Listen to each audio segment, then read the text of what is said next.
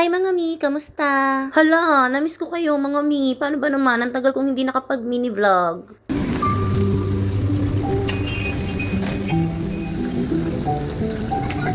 So ito nga mga mi, may gusto akong i-share sa inyo.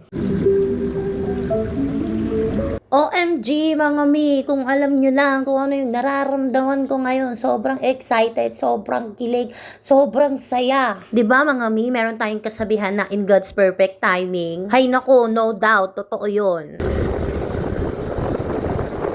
Paano ba naman kasi mga mi, sa dami ng nilapitan ko at hiningian ko ng tulong para lang ma-promote tong business ko. At ito na nga mga mi, finally, nangyayari na siya.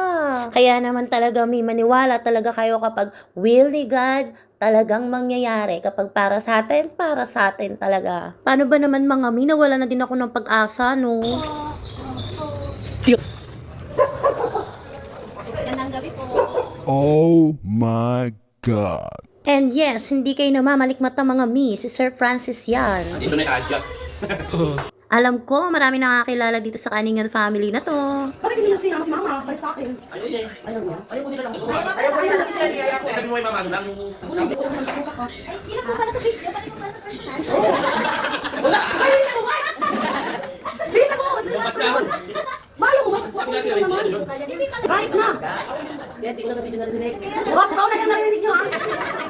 Bagumanga talaga ako! Para po namin yung tagla, totoo po pala. Ay! O, di ba? Kitang-kita nyo naman kahit naman sa personal, ganun at ganun din sila kakulit. Grabe, napabilib talaga ako ng pamilyang to mga mi. Alam niyo yung kahit sikat sila, hindi sila mayabang ha. Sobra talagang bait nila, napaka down to earth nilang pamilya, grabe. Ang suabe, ang gaan nitong pagmamasahe namin sa kanila. Paano ba naman puro kami tawa, biruan, kulitan. Grabe, feeling namin parte na nga kami ng pamilya nila eh. Paano ba naman ha? 2 oras kaming nasa kanila pero hindi namin namalaya na ganun kami katagal. Dahil nga ang saya lang, alam niyo yun. Kaya naman sa pamilya Kaaningan, Sir Francis, Ma'am Mitch, at saka sa inyong mga bagets, thank you very much!